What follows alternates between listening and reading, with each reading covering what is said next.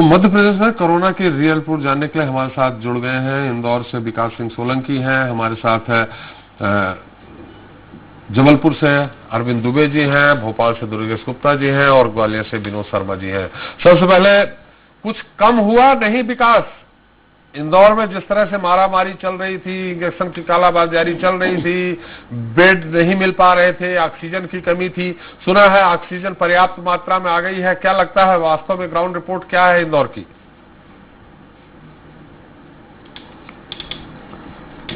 निश्चित रूप से अगर इंदौर शहर की बात की जाए तो संक्रमण तो लगातार तेजी से फैल ही रहा है। हालांकि जो राज्य सरकार दावे कर रही थी कि ऑक्सीजन की उपलब्धता जरूर इंदौर शहर के अंदर दिखाई दे रही है, लेकिन सिर्फ ऑक्सीजन ही इंदौर शहर के अंदर है, लेकिन जो ऑक्सीजन के सिलेंडर रहते हैं उसके लिए आज भी जो मरीज के परिजन है वो भटकने पर मजबूर है, क्योंकि सिलेंडरों की काफी ही कमी है। क्योंकि निजी अस्पताल जो है उन्होंने अपने हाथ खींच लिए हैं, उन्हें निजी अस्पताल द्वारा कोई सिलेंडर भी मुहैया नहीं कराया जाता। यही कारण है कि ऑक्सीजन तो पर्याप्त मात्रा में इंदौर शहर के अंदर मिल गई है, लेकिन कहीं ना कहीं सिलेंडर की कमी के चलते आज भी मरीज तड़प तड़प कर अपनी जान देने पर मजबूर है। हालांकि रेमडेसिविर इंजेक्शन की बात की जाए तो सिलेंडर जो प्राइवेट हॉस्पिटल है लगातार इंदौर शहर के अंदर देखने को मिल रही है, जो प्राइवेट हॉस्पिटल है, जो गवर्नमेंट के हॉस्पिटल हैं, वहां सिलेंडर, हालांकि मरीज बढ़ गए हैं तो सिलेंडरों की संख्या भी ज्यादा लगनी चाहिए, लेकिन क्या जो हॉस्पिटल ऑक्सीजन की डिमांड कर रहे हैं, जो उनके पास सिलेंडर है, क्या वो मिल पा रहा है उनको?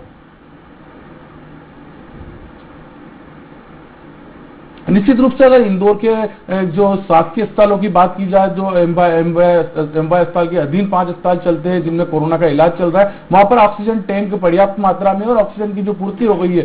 उसके बाद जो गवर्नमेंट हॉस्पिटल है उसके अंदर तो ऑक्सीजन मरीजों को मिल पा रहा है, लेकिन 82 निजी अस्पताल जो है प्रशासन द्वारा कोरोना के संक्रमित मरीजों के इलाज के लिए किया गया, जिसके अंदर छोटे छोटे अस्पताल भी चिन्हित किया गया है, तो जिससे जो छोटे अस्पताल है उनके अंदर ऑक्सीजन का जो टैंक है पर्याप्त मात्रा में नहीं है। यही कारण है कि उन अस्पतालों के जो परिजन है, जो मरीज के परिजन है, वो सिलेंडर लेकर आज भी रिफिल कराने को लेकर दर दर भटक रहे हैं। हालांकि सिलेंडर उन्हें नहीं मिलता है, सिलेंडर की रिफिलिंग की जो सुविधा है वह तो आसानी से हो रही है, हालांकि उसमें भी घंटों इंतजार लोगों को करना पड़ रहा है। क्योंकि जो निजी अस्पताल है, मैं अगर बात करूंगा 50 से ज्यादा ऐसे निजी अस्पताल है जिनके अंदर सिलेंडर, जो ऑक्सीजन की जो सिलेंडर है वहां पर उपलब्ध नहीं है, और वहां पर जो उनकी ऑक्सीजन की क्षमता है वह भी काफी कम है। यही कारण है कि उन्हें जो परिजन है उन्हें ऑक्सीजन के लिए दर दर भटकने पर मजबूर है। वहीं अगर रेमडेसिविर इंजेक्शन पर मैं आता हूं तो रेमडेसिविर इंजेक्शन की किल्लत इंदौर शहर के अंदर लगातार बनी हुई है। सारे ही अस्पतालों के अंदर जो मरीज है, जिन्हें काफी गंभीर मरीज है, 50 से 60% तक लंग इंफेक्शन हो गया है, लेकिन उन्हें रेमडेसिविर इंजेक्शन नहीं मिल पा रहा है। मैं अगर बात करूं तो कोरोना की अन्य जो दवाई है उसकी भी कालाबाजारी इंदौर शहर के अंदर जमकर हो रही है। बात की विकास, जिनको इन्फेक्शन हो गया है, क्या उनको चिकित्सक, डॉक्टर लिख रहे हैं, सलाह दे रहे हैं रेमडेसिविर इंजेक्शन लाने के लिए? मैंने तो सुना है प्रशासन ने व्यवस्था की है कि जिन हॉस्पिटल में जिनको रेमडेसिविर इंजेक्शन की जरूरत है, वो उन हॉस्पिटल को, अगर हॉस्पिटल डिमांड करता है प्रशासन से तो उसको दिया जाता है, फिर वो लगाया जाता है। निश्चित रूप से जो राज्य सरकार है या प्रशासन लाख दावे कर रही है कि रेमडेसिविर इंजेक्शन जो है निजी अस्पताल हो या शासकीय अस्पताल हो उन्हें उपलब्ध कराया जा रहा है, लेकिन जो ग्राउंड जीरो की मैदानी रिपोर्ट अगर बात की जाए तो जो डॉक्टर के द्वारा ही पर्चा लेकर मरीज के परिजन अभी भी बाहर घूम रहे हैं। अगर जो बात की जाए 1000-2000 में मिलने वाले इंजेक्शन के 10 से 15,000 देने को भी तैयार है कि उनके मरीज की जान बच जाए। डॉक्टर द्वारा बाकायदा उन्हें लिखा जाता है, केमिस्ट के पास वो अस्पताल जाते हैं, लेकिन केमिस्ट का कहना रहता है कि उन्हें अस्पताल, उन्हें जो प्रशासन या राज्य सरकार है उनके द्वारा रेमडेसिविर उपलब्ध नहीं कराया गया। हालांकि जो आंकड़े प्रस्तुत राज्य सरकार कर रही है, 100 से 200 जो मरीज जहां भर्ती है वहां पे 10 से 15 रेमडेसिविर इंजेक्शन दिया जाता है। हालांकि डॉक्टरों से हमने बात की थी, जो रेमडेसिविर इंजेक्शन की बात है, 2 इंजेक्शन एक मरीज को एक दिन में दिया जाता है और 3 दिन तक सलग एक मरीज को 6 डोज लगाया जाता है, जिसके 40 से 50 जो है लंग्स इंफेक्शन हुआ है ऐसे मरीजों को ही डॉक्टर लिख रहे हैं, लेकिन इसकी तादाद इंदौर शहर के अंदर लगातार बढ़ती हुई जा रही है। तो इसके यही कारण है कि रेमडेसिविर इंजेक्शन की आपूर्ति जो जिस तरह से प्रशासन कर रहा है, जो रेमडेसिविर इंजेक्शन की खेप आ रही है, खेप तो आ रही है लेकिन काफी कम संख्या में आ रही है। यही कारण है कि मरीज के परिजन रेमडेसिविर के लिए भी दर दर भटकने पर मजबूर है। अब बात की जाती है ऑक्सीमीटर की, जो होम क्वारंटाइन के अंदर मरीज हैं। हाँ जी, ऑक्सीमीटर की भी कालाबाजारी होने लगी है, 2-2 हजार में मिल रहे हैं ऑक्सीमीटर आपके यहाँ। निश्चित रूप से जो 1000 से 1200 रुपए के अंदर ऑक्सीमीटर मिलता था, कहीं ना कहीं उससे 4 से 5 हजार रुपए जो है वह लगातार आ रहे हैं। ऐसे कई वीडियो भी सामने आए हैं, कई ऑडियो भी सामने आए हैं। वहीं जो फेविफ्लू गोली जो कोरोना के अंदर मरीजों को दी जाती है, उसकी भी कालाबाजारी जमकर आ रही है। जो केमिस्ट है उनके पास फेविफ्लू गोली नहीं मिल पा रही है, और जो मरीज है, जो होम क्वारंटाइन के अंदर खासे मरीज है, कहीं ना कहीं उन्हें खासी दिक्कत आ पा रही है। हालांकि जो राज्य सरकार या जो प्रशासन है वो दावा कर रहा है कि जो होम क्वारंटाइन के अंदर मरीज है उसके स्वास्थ्य विभाग के द्वारा उसे गोलियों का डोज दिया जा रहा है, लेकिन इंदौर शहर के अंदर किसी तरह का यह देखने को नहीं मिल रहा है कि जो होम क्वारंटाइन के अंदर मरीज है उसे किसी तरह की स्वास्थ्य विभाग द्वारा किसी तरह की दवाई गोली उपलब्ध कराई जा रही हो। विकास, हम ये जानना चाह रहे हैं, आप संक्षेप में बता दीजिए आज कितने हमारे पास जो आंकड़े हैं 1837 नए संक्रमित मरीज मिले हैं और मृत्यु हुई है आज 7 कुल। तो आपके आंकड़े क्या कहते हैं, थोड़ा संक्षेप में, नए मरीज कितने मिले हैं, ठीक कितने हुए हैं और डेथ कितनी हुई है? जी, स्वास्थ्य विभाग द्वारा जो कल देर रात मेडिकल बुलेटिन जारी किया गया था उसके अंदर 9,992 मरीजों के सैंपलों की जांच की गई थी। नहीं, आज का नए संक्रमित मरीज मिले हैं। अगर बात की विकास, आज का हमारे पास है, आज जो जारी कर दिया है, आज थोड़ा जल्दी जारी कर दिया है, वो आज का है। आप ये बता दीजिए, आप कल का ही बता दीजिए, एक्चुअल डेथ कितनी हुई है, प्रशासन कितना कह रहा है? प्रशासन द्वारा 7 मौतों की पुष्टि की गई है। 7 कोरोना पॉजिटिव मरीज जो है उनकी मौत की बात की जा रही है। लेकिन अगर शमशान घाट के आंकड़ों की बात की जाए तो इंदौर के जो शमशान घाट है, जो पंचकुइया मुक्तिधाम है, उसके अंदर 33 मरीजों की जो है कोरोना गाइडलाइन के हिसाब से उनके अंतिम क्रिया की गई थी। वहीं अगर बात की जाए जूनी इंदौर की, तो जूनी इंदौर में 30 मरीजों की कोरोना गाइडलाइन के हिसाब से अंतुष्टि की गई है। विजयनगर के अंदर 35 और रामबाग के अंदर 40। तो इससे 142 जो टोटल कोरोना पॉजिटिव या कोरोना के संदिग्ध मरीज थे उनकी कहीं ना कहीं अंतिम क्रिया कोरोना गाइडलाइन के हिसाब से की गई है। 142 मरीज, अगर बात की जाए मैदानी आंकड़े की बात करें तो 142 मरीजों से ज्यादा मरीजों की मौत हुई है कोरोना के चलते। और विनोद जी, आपके पास क्या खबर है नहीं सब सारी चीजों को लेकर के? थोड़ा आज समय कम है, संक्षेप में थोड़ा बताइएगा।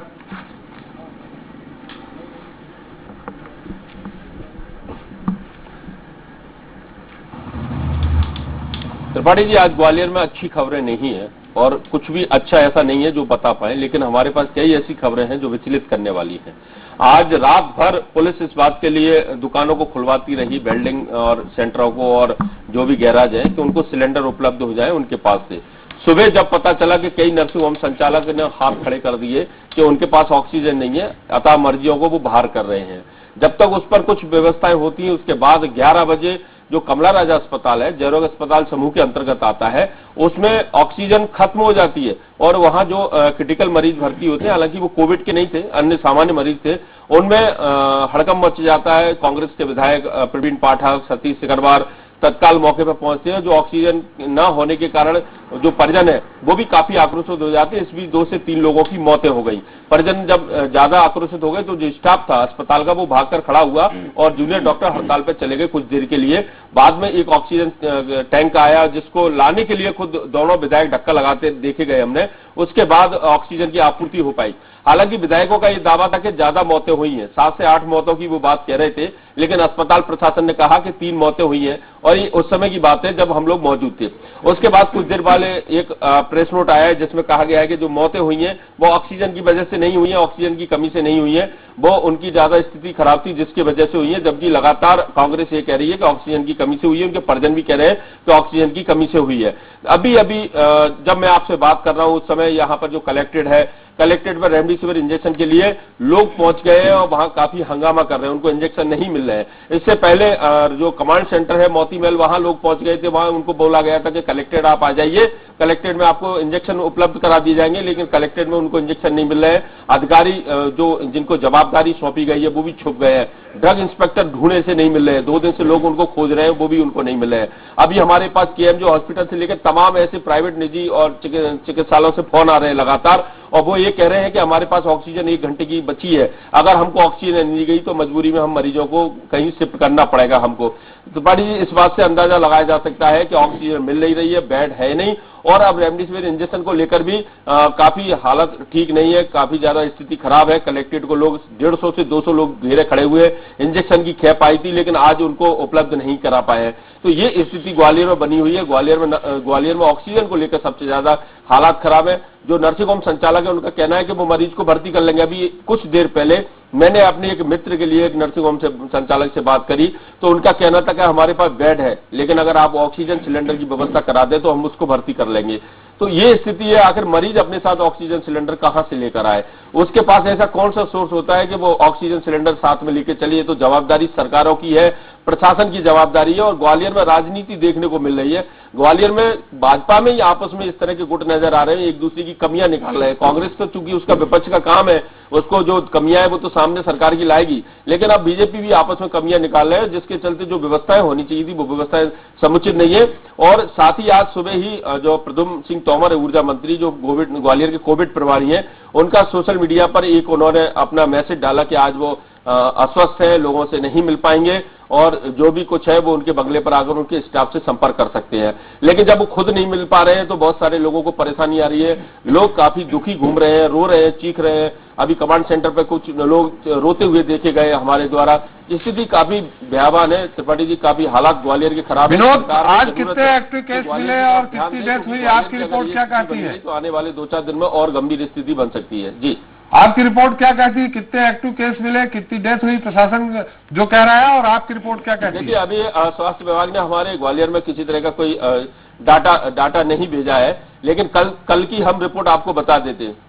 हाँ, बताइए। देखिए, आज अभी तक हमारे पास रिपोर्ट नहीं आई है जो आज की आनी चाहिए, लेकिन कल की हम रिपोर्ट बताते हैं। 1198 मरीज नए संक्रमित आए थे और 1167 ठीक होकर वापस गए थे, जिसमें प्रशासन ने जो रिपोर्ट जो स्वास्थ्य विभाग ने रिपोर्ट भेजी थी उसमें 8 मरीजों की मौत बताई गई थी संक्रमितों की, जबकि 27 से 28 मरीजों की मौत हुई थी, जिनका कोविड गाइडलाइन के तहत विभिन्न समग्रामों में अंतिम संस्कार किया गया था। तो आंकड़े तो छुपाए जा रहे हैं, ये तो शुरू से हम लोग दिखा रहे हैं। तो राज एक्सप्रेस लगातार इन चीजों को दिखा रहा है कि आंकड़े किस तरह से छुपाए जा रहे हैं। ये केवल वही आंकड़े दिए जाते हैं। और सबसे महत्वपूर्ण बात यह है कि दबाव बहुत है सरकार का, चाहे स्वास्थ्य अधिकारी हो चाहे प्रशासन पे हो। कई बार हमारे सामने अधिकारी ये बात स्वीकार करते हैं कि बहुत कुछ गलत हो रहा है, लेकिन वो खुलकर कुछ इसलिए नहीं कह पाते कि दबाव इतना ज्यादा है कि अगर उन्होंने कुछ कहा तो बोरिया बिस्तर समेटने के लिए तैयार रहे।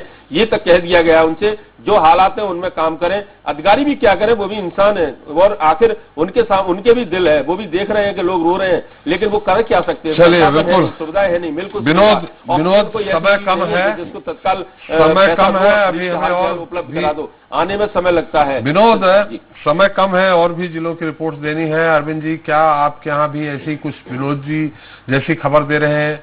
कुछ हो सकता है जबलपुर से कुछ आप अच्छी खबर दें। बिल्कुल, ग्वालियर से उलट स्थिति जबलपुर में है फिलहाल सर। यहाँ पर मैं आपको बताना चाहूंगा, क्योंकि यहाँ पर मेरे पास बीते 24 घंटों में जो डाटा उपलब्ध कराया गया था हेल्थ बुलेटिन के माध्यम से वही है। अभी जो ताजा बुलेटिन है वो अभी तक मेरे पास नहीं पहुंचा है, तो वो स्थिति बता देता हूं मैं आपको। संक्रमित मरीज 799 मिले बीते 24 घंटों में और स्वस्थ हुए 964 और मौत का आंकड़ा 7 सरकारी हिसाब से 1574 सस्पेक्टेड है और जो घरों में रह के इलाज करा रहे हैं वो 4591 है। एक्टिव केस 6491 हैं। एक जो अच्छी बात हुई है वो ये है कि सभी तरह के जो शासकीय आंकड़ों की बात नहीं कर रहा हूं, आज सुबह से लेकर शाम के 6 बजे तक शहर के जितने भी मुक्तिधाम जो मुकर्रर किए गए हैं अंतिम संस्कार के लिए, वहां पर पहुंचने वाली लाशों का नंबर 38 है, 38। ये कल से कम है सर। कल याद करिए 56 हमने आंकड़े बताए थे, आज 38 लाशें वहां पर पहुंची। आज मतलब सबसे कम है, सबसे कम है सर। आज बिल्कुल ठीक कहा सर आपने, आज सबसे कम है। तो ये बहुत बड़ी राहत की बात यहाँ पर कही जा सकती है। दूसरी बात, एक और चीज में कमी आई है सर। 59 हॉस्पिटल ने कल 1320 रेमडेसिविर इंजेक्शन की डिमांड की थी सरकार से, जिला प्रशासन से। आज उन्हीं 59 हॉस्पिटल ने 915 रेमडेसिविर इंजेक्शन की डिमांड की थी। शाम के 6 बजे तक वो 915 रेमडेसिविर इंजेक्शन निजी अस्पतालों में पहुंचा दिए गए, डिमांड के अनुसार पूरा कर दिया गया। अब कितने मरीज हाथों में प्रिस्क्रिप्शन लेकर जो दूसरे घूम रहे हैं, जो बाजारों में रेमडेसिविर इंजेक्शन उपलब्ध है, यहाँ कभी तो नहीं है। अब वो किस कीमत पर मिल रही, क्या करें, ये अलग बात हो सकती है। लेकिन यदि सरकारी आंकड़ों की यदि बात करें तो यहाँ पर ये राहत भरी खबर जरूर है। दूसरी एक बड़ी राहत भरी खबर ये है कि जो बोकारो से जो स्पेशल एक्सप्रेस चल रही है, जो भोपाल भी आएगी टैंकर लेकर, वो जबलपुर भी आएगी। देर रात तक शायद 2:15 के आसपास वो यहाँ भेड़ाघाट रेलवे स्टेशन पर पहुंचेगी। यहाँ पर वो 2 टैंकर उतारेगी ऑक्सीजन के। इसके साथ भी भिलाई से भी, राउरकेला से भी तमाम तरह से ऑक्सीजन आ रही है। ऑक्सीजन की कमी कहीं नहीं है, डिस्ट्रीब्यूशन पर तमाम तरह की दिक्कतें हैं। निजी अस्पतालों की लापरवाही एक बार फिर सामने आई है। देर रात एक अस्पताल शुभम हॉस्पिटल में लाइट गोल हो गई, अफरा तफरी का माहौल रहा, करीब 1 घंटे तक लाइट नहीं थी, एक महिला मरीज की मौत हो गई, तमाम तरह की वहां दिक्कतें परेशानियां हुई। 3 बजे तक रात में फिर वहां पर माहौल संभाला जा सका, 3 बजे तक हम लोग वहां पर थे, उसके बाद माहौल संभाला जा सका। तो इस तरह से ये कहा जा सकता है कि जबलपुर में जो बात आ रही है वो इस तरह की देखने में अब सामने आ रही है। रेमडेसिविर इंजेक्शन की डिमांड कम हो रही है, लेकिन प्लाज्मा की डिमांड बढ़ती चली जा रही है। एक बार फिर पुलिस और डॉक्टर्स जो संक्रमित हो चुके थे वे प्लाज्मा देने के लिए सामने आ रहे हैं, तमाम तरह की अपीलें हो रही हैं। एक बड़ी बात और आपको बता देता हूं, उसके बाद कंक्लूड करता हूं। जिला कलेक्टर कर्मवीर शर्मा ने सोशल मीडिया पर कोरोना से संबंधित किसी भी तरह की आपत्तिजनक बात को पोस्ट करने पर पूरी तरह से पाबंदी लगा दी है और साफ तौर पर आदेश जारी कर दिया कि यदि ऐसी कोई उन्हें आपत्तिजनक पोस्ट लगेगी तो पोस्ट करने वाले व्यक्ति के खिलाफ तुरंत आपराधिक मामला दर्ज कर उसे गिरफ्तार कर लिया जाएगा। यह है सूरत हाल जबलपुर का। अरविंद, यहाँ एक जैसा कि आप बता रहे थे, विनोद जी भी बहुत वरिष्ठ है, उनका भी अंदाज लगाया जा सकता है। यहाँ मुझे जो लग रहा है थोड़ा बहुत रेमडेसिविर इंजेक्शन कम हो सकते हैं, मरीजों की जितनी डिमांड है वो नहीं हो सकती है, चाहे ऑक्सीजन की बात हो। लगता है कुछ ऐसे परिवार, ऐसे लोग भी जो प्रभावी हैं, वो सोच रहे हैं कि हमारे संबंधियों या हमारे रिश्तेदारों या उनके परिवार को अगर रेमडेसिविर इंजेक्शन की जरूरत पड़ेगी तो कालाबाजारी जिस तरह हो रही, तो मैं पहले से ही किसी डॉक्टर से पर्चा लिखवा करके अपने यहाँ उसको संग्रहित कर ले। यही ऑक्सीजन की स्थिति है। क्या लगता है आपको अरविंद जी? 100% सही बात कही है सर, बिल्कुल ग्राउंड पर यही स्थिति है। जो परिवार थोड़े भी ऊपर है, जो थोड़ा सा पैसा खर्च कर सकते हैं, वे रेमडेसिविर इंजेक्शन और साथ में ऑक्सीजन सिलेंडर, ऑक्सीमीटर, ये 3 चीजों को अपने घरों में स्टोर कर रहे हैं। मैं कई ऐसे परिवारों को जानता हूं जिनके यहाँ पर कोई भी संक्रमण नहीं है किसी भी तरह का, लोग स्वस्थ बना है, लेकिन चूंकि उनके घर में बुजुर्गों की संख्या बहुत ज्यादा है, बड़ा परिवार है, बुजुर्ग उस घर परिवार में है, तो वहां पर मैंने देखा कि ऑक्सीजन सिलेंडर, ऑक्सीमीटर और रेमडेसिविर इंजेक्शन का वहां पर संग्रहण हो रहा है। साथ में जो पैरासिटामोल टैबलेट है उसका भी संग्रहण बड़ी तेजी में किया जा रहा है। डेक्सामेथासोन, ये एक तरह का कॉर्टिकोस्टेरॉइड होता है जो बहुत जरूरी होता है, संक्रमित मरीजों को दिया जाता है, टैबलेट फॉर्म में भी दिया जाता है, इंजेक्शन फॉर्म में भी दिया जाता है। तो डेक्सामेथासोन को भी संग्रहित किया जा रहा है। कुल मिलाकर ये कहें कि एक डॉक्टर का सामान जो प्रिस्क्रिप्शन होता है वो दवाइयां संग्रहित करने का सिलसिला इस वक्त चल रहा है। जाहिर सी बात है, ऐसे में मार्केट में शॉर्टेज तो होना लाजमी है, और जब शॉर्टेज होगी कालाबाजारी होगी, मुनाफाखोरी भी होगी। मुनाफाखोरी एक जगह पर और हो रही है सर, जिसकी आज मैंने रिपोर्ट तैयार की थी। शमशान घाट में लकड़ियों के दाम बढ़ गए हैं। अंतिम संस्कार के लिए जहां जबलपुर में 2100 रुपए में एक व्यक्ति का अंतिम संस्कार हिंदू रीति रिवाज से हो जाता था, आज वहां पर 6 से 7 हजार रुपए मुक्तिधाम संचालक वसूल रहे हैं और साफ साफ कह देते हैं ये पैसा यदि आप दे सकते हैं तो अंतिम संस्कार के लिए लाश अंदर लेकर आइए, अन्यथा आप बाहर बैठे रहिए। तो इतनी निर्मम स्थिति इस वक्त मुक्तिधामों में देखने में आ रही है कि वहां इस तरह से मुनाफाखोरी हो रही है। खास बात तो यह है कि तमाम शिकायतें करने के बाद भी, कलेक्टर कर्मवीर शर्मा से बात करने के बाद भी उन्होंने कोई एक्शन नहीं लिया, बात टाल दी, कहा मुक्तिधाम नगर निगम के अधीन आते हैं, नगर निगम कमिश्नर देखेंगे इस बात को। तो ये एक दर्दनाक स्थिति की गरीब से लुट पिट के लिए अस्पतालों से, महामारी में भी मुनाफाखोरों ने मुनाफा कमाना नहीं छोड़ा है। बहुत गंभीर पहलू है अरविंद, ये तो बहुत ही। दुर्गेश, आपके पास क्या खबर है? बिल्कुल, मैं आपको बता दूं कि यदि हम राजधानी भोपाल में संक्रमितों के आंकड़ों की बात करें तो जो ताजा बुलेटिन जारी हुआ है सरकारी आंकड़ों के मुताबिक करीब 1836 नए कोरोना संक्रमित मरीज मिले हैं और वहीं पर 1200 मरीज स्वस्थ होकर अपने घर जा चुके हैं, जो कि कोरोना से जंग जीतकर जा चुके हैं, और 9 लोगों की मौत बताई जा रही है सरकारी आंकड़ों के मुताबिक। वहीं राजधानी भोपाल के लिए एक राहत भरी खबर है कि जिस तरीके से कोरोना से लड़ रहे मरीजों के लिए जीवन संजीवनी ऑक्सीजन के टैंकर लेकर आज ऑक्सीजन एक्सप्रेस से झारखंड के बोकारो से यहां देर रात टैंकर पहुंच जाएंगे, तो जो ऑक्सीजन की मारामारी थी, ऑक्सीजन की किल्लत थी प्राइवेट अस्पतालों में, वह काफी हद तक खत्म होगी। वहीं एक तरफ जिस तरीके से लगातार प्रशासन इस पर लगा हुआ है रेमडेसिविर इंजेक्शन को लेकर, हालांकि रेमडेसिविर इंजेक्शन की 2 दिन से रिक्वायरमेंट पड़ी हुई थी भोपाल में, जिसकी खेप अभी तक नहीं आ पाई है, जिससे रेमडेसिविर की किल्लत जरूर देखने को मिल रही है। आपके आंकड़े क्या कहते हैं? मौत के आंकड़े जो आपने बताया, और आपके शमशान घाट के आंकड़े क्या कह रहे हैं? बिल्कुल, यदि हम शमशान घाट के आंकड़ों की बात करें तो वह बिल्कुल सरकारी आंकड़ों से बिल्कुल भी अलग नजर आते हैं। जीरो ग्राउंड की रिपोर्ट यदि देखें तो जो भदभदा शमशान घाट हैं, अकेले वहां पर 40 से 42 शवों के दाह संस्कार हिंदू रीति रिवाजों के मुताबिक हुए हैं। वहीं यदि हम सुभाष नगर विश्राम घाट की बात करें तो करीब 20 से 22 शवों के दाह संस्कार हुए हैं। इसी तरह से कब्रिस्तानों का ही हाल पड़ा हुआ है, जहां तक कि जो कब्रिस्तान कब्रिस्तान है, कब्रिस्तानों पर अतिरिक्त तौर से जेसीबी से गड्ढे खुदवाकर एक्स्ट्रा तौर से रख लिए गए हैं, ताकि यदि जो मुस्लिम के रीति रिवाजों से उनका अंतिम संस्कार होता है, दफनाया जाता है, उसको लेकर अतिरिक्त गड्ढे खोदे गए हैं। तो कहीं ना कहीं जिस तरीके से जो मरने वालों का आंकड़ा है कोरोना से, वह सरकार के द्वारा किए गए जारी आंकड़ों से काफी हद तक अलग है। जी चलिए, बहुत बहुत धन्यवाद दुर्गेश साहब का, विकास साहब का, और विनोद जी आपका, और अरविंद जी आपका। और आप दोनों से, विनोद जी, अरविंद जी, मैं चाहूंगा कि जो एक स्वराज एक्सप्रेस जो एक अलग अलग मुहिम छेड़ता रहता है, वही मुहिम की ये इसको हम लोग उजागर करें कि आखिर ये जो, जैसा कि अरविंद जी ने भी कहा है कि रेमडेसिविर, ऑक्सीजन और फेविफ्लू टैबलेट, इनका जो संपन्न परिवार है, जो थोड़ा भी सशंकित है, वो अपने घर में संग्रहण कर रहे हैं। अगर ये रुक जाए तो हो सकता है जिसको जरूरत है, जो वाकई में जिस मरीज को रेमडेसिविर इंजेक्शन की जरूरत है, उस तक वो पहुंच सके। तो इस पे भी मैं चाहूंगा कि आप सभी लोग इस पे मुहिम छेड़ें और इसको उजागर करें। बहुत बहुत धन्यवाद विनोद जी आपका भी, अरविंद जी आपका भी। तो अब हम सीधे चलते हैं बीना, जहां हमारे अशफाक अंसारी हमारे साथ जुड़ गए हैं। अशफाक जी, आज मुख्यमंत्री जी ने जिस तरह से बीना पहुंच करके घोषणा की है कि बीना रिफाइनरी में पर्याप्त ऑक्सीजन है और वो ऑक्सीजन वहां पे उपलब्ध है, इस कारण वहां पे हॉस्पिटल एक बनाने का प्लान है या बनाया जा रहा है, जिससे कोरोना मरीजों का देखभाल हो सके, उनका इलाज हो सके। वास्तविकता क्या है, आपने क्या देखा?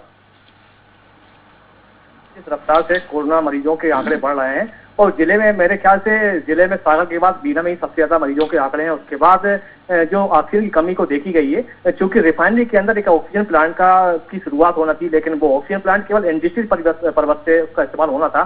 लेकिन जब प्रशासन ने और ध्यान दिया और प्रशासन ने जाके रिफाइनरी प्रबंधन से बात की, तो उन्होंने ये निष्कर्ष निकाला कि इस गैस को, जो ऑक्सीजन है, जो इंडस्ट्रियल पर्पज से है, उसको चिकित्सा के उपयोग के लिए अगर तैयार की जा सकती है, तो इसमें थोड़ा सा उनका आपस में बातचीत होने के बाद ये निष्कर्ष निकला कि यहाँ पर बनाया जा सकता है। उसके बाद जो नगरीय प्रशासन मंत्री थे भूपेंद्र सिंह, उन्होंने जाके वहाँ का दौरा किया, रिफाइनरी प्रबंधन से बात करने के बाद ये निकला कि 1000 बेड का यहाँ अस्थायी अस्पताल बनाया जाएगा। मैं आपको यही बता दूं कि ये मध्य प्रदेश का पहला एक ऐसा अस्थायी कोविड अस्पताल होगा जहाँ पर सागर जिले के साथ साथ विदिशा और आसपास के क्षेत्रों के जो कोविड के मरीज हैं उनका इलाज किया जाएगा। आज मुख्यमंत्री शिवराज सिंह चौहान ने ऐसी चीज को लेकर रिफाइनरी का निरीक्षण किया है, अस्पताल का निरीक्षण किया है, और साथ साथ जो रक्षा मंत्रालय की जो टीम थी DORD, उसके साथ साथ कुछ जो टेक्निकल टीम थी, उससे संबंधित जो विभाग हैं, जैसे हैदराबाद से टीम को बुलाया गया था, और हैदराबाद के साथ साथ साउथ से भी कुछ टीमें ऐसी आई हैं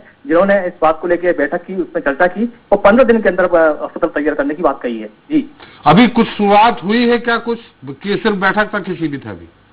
जी, इसका जो कि निर्माण का काम जो कि करीब एक हफ्ते पहले नगरीय प्रशासन मंत्री आए थे, तो उन्होंने करीब 5 तारीख को चालू करने कहा था। क्योंकि काम तो शुरू हो चुका है, लेकिन एक बड़ा सरकार के लिए एक बड़ा चैलेंज है कि 1000 बेड का जो चूंकि इसमें सर्व सुविधा युक्त अस्पताल तैयार किया जाना है, उसमें सारे वार्ड होंगे, सारी सुविधाएं होंगी, और ऑक्सीजन की जो बात है, सबसे मेन चीज जो है ऑक्सीजन है। ऑक्सीजन की जो तैयारी की गई है कि वो ऑक्सीजन कमी नहीं होगी, क्योंकि मुख्यमंत्री शिवराज सिंह चौहान का ये कहना है कि ये जो ऑक्सीजन है, इस ऑक्सीजन को सिलेंडर भर के कहीं और नहीं दिया सकता। इसी वजह से इसकी जो सप्लाई डायरेक्ट हॉस्पिटल के अंदर की जाएगी, हर एक पलंग की व्यवस्था रहेगी, और जो भी मरीजों के लिए सुविधाएं होती हैं वो सुविधाएं दी जाएंगी। अभी काम चल रहा है, काम लग गया है, क्योंकि मुख्यमंत्री शिवराज सिंह चौहान ने 15 दिनों के अंदर अस्पताल को चालू करने की बात कही है। जी, चलते मुरैना आमन सक्सेना है हमारे साथ। आमन, मुरैना से कोई अच्छी खबर है कि जैसे पूरे प्रदेश से, पूरे देश से खबरें आ रही हैं, उसी तरह की है?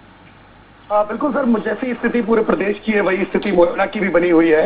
अगर देखा जाए तो मुरैना की हालत और भी ज्यादा खराब है, क्योंकि मुरैना में जो प्रशासन है, जो वहाँ के कलेक्टर है, जिनको व्यवस्थाएं संभालनी चाहिए, वही व्यवस्थाएं उल जलूल आदेशों से बिगाड़ने में लगे हुए। कल एक आदेश आया था उनका, जहां उन्होंने अस्पताल के बाहर एक बोर्ड चस्पा कर दिया जिस पर लिख दिया कि कोविड मरीजों के लिए पलंग की व्यवस्था नहीं है। साथ साथ उन्होंने लिख दिया जो भर्ती मरीज है सिर्फ उनको ऑक्सीजन प्रोवाइड करा पाएंगे, बाकी मरीजों को ऑक्सीजन नहीं मिलेगी। ऐसे में वहां के जो लोग हैं, जो कोविड की लगातार जो जनसंख्या मुरैना में लोगों की कोविड की बढ़ती जा रही है, लगातार जो पॉजिटिव की संख्या है, संक्रमण की संख्या है, वो बढ़ती जा रही है, उनके लिए बड़ी मुसीबत खड़ी हो गई। लोग पैनिक होना शुरू हो गए। पर कहीं जाकर तब हमारे चैनल ने जब खबर चलाई है उसके बाद उन्होंने खबर देखकर उस पर्चे को उठवाया और बाद में कहा कि किसी असामाजिक तत्व ने लगाए। वही ऑक्सीजन की स्थिति है सर, ऑक्सीजन भी लगातार मुरैना में बेहाल होते जा रहे हैं, लोग परेशान हैं। ऑक्सीजन की सप्लाई जब बंद होती है तो 20-30 मिनट में ऑक्सीजन की सप्लाई चालू होती है, जिसके बाद लोगों का बुरा हाल हो जाता है सर। मैं ये जानना चाहूंगा आपसे कि वहां भी रेमडेसिविर इंजेक्शन, फेविफ्लू टैबलेट या अन्य जो कोरोना मरीजों के लिए आवश्यकता है अन्य उपकरणों की, उनकी कालाबाजारी चालू है? रेमडेसिविर इंजेक्शन को लेकर तो कालाबाजारी नहीं है, क्योंकि यहाँ जो क्रिटिकलाइज मरीज होते हैं, जिनकी संख्या जो 10 से 12 मरीज प्रतिदिन जो क्रिटिकलाइज होते हैं, जिनकी एकदम हालत खराब होती है, उनको तुरंत ही मुरैना से ग्वालियर रेफर दे दिया जाता है। सबसे बड़ी बात यही है कि मुरैना के आधे से ज्यादा लोग ग्वालियर में इलाज करा रहे हैं। सबसे बड़ी चुनौती यही बनी हुई है कि मुरैना वाले जो डॉक्टर्स हैं वो तुरंत रेफर कर देते हैं मरीज को। थोड़ी सी अगर उसकी स्थिति है, ऑक्सीजन लेवल गिरता है, वैसे ही उसको ग्वालियर के लिए रेफर दे दिया जाता है। तो यहाँ इंजेक्शन को लेकर अभी ऐसी कोई आवाज नहीं उठाई जा रही है, परंतु ऑक्सीजन को लेकर समस्याएं थी। हालांकि जिला अस्पताल ने भी दावा किया है, पीछे प्लांट तैयार कर दिया हॉस्पिटल के पीछे ऑक्सीजन का, वो दावा करें तो वो चालू हो जाएगा, ऑक्सीजन की जो किल्लत है वो दूर हो जाएगी सर। जो सरकारी आंकड़े हैं उसमें मुरैना में मृत्यु 0 है, सरकारी आंकड़े बता रहे हैं। आपके आंकड़े क्या कहते हैं, आपकी जानकारी क्या है?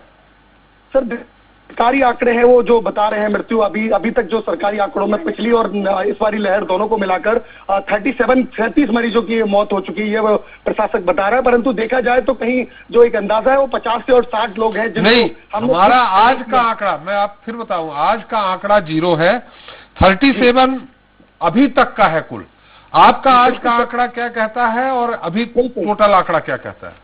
जी बिल्कुल सर, आज का जो आंकड़ा है मौतों का वो 3 से 4 मौतें हुई हैं जो कि शमशान में देखी गई थी, परंतु यहाँ जो आंकड़ा है वो बिल्कुल छुपाया जा रहा है। प्रतिदिन आंकड़ा अगर 10 मौतें होती है तो 2 मौतें बताई जाती है और 4 से 5 मौतें अगर होती है तो बताई ही नहीं जाती है, वो आंकड़ा 0 दर्शाया जाता है। चलिए आप इसको जानकारी लीजिए, स्मशान घाट और कब्रिस्तान में अपने संपर्क सूत्र बढ़ाइए, पता करिए कि कोविड गाइडलाइन के अनुसार कितने दाह संस्कार हुए हैं, कितने लोगों को दफनाया गया है। बहुत बहुत धन्यवाद अशफाक जी आपका और अमन जी आपका हमारे साथ सारी जानकारी देने के लिए। तो मध्य प्रदेश में कोरोना की रियल रिपोर्ट जानने के साथ ही आज हमने ये भी जाना है कि ऐसा क्या करें जिससे हम कोरोना से बचे रहें और संक्रमित होने पर हमें क्या करना चाहिए, घर पर कैसे और कब तक अपना इलाज करें, अस्पताल का रुख कब करना चाहिए। आपको रायपुर एम्स के डायरेक्टर ने आज जो भी मंत्र दिए, अगर उसके मुताबिक आप चलेंगे तो आप कोरोना से बचे रहेंगे और अगर संक्रमित है तो जल्द ही स्वस्थ हो जाएंगे। लेकिन सबसे बड़ी बात यह है कि कभी भी लापरवाही ना बरतें, क्योंकि आपके और आपके जीवन की पर भारी पड़ सकता है। लिहाजा सावधान रहें और स्वस्थ रहें। इसी के साथ जनता मांगे जवाब देता ही नमस्कार।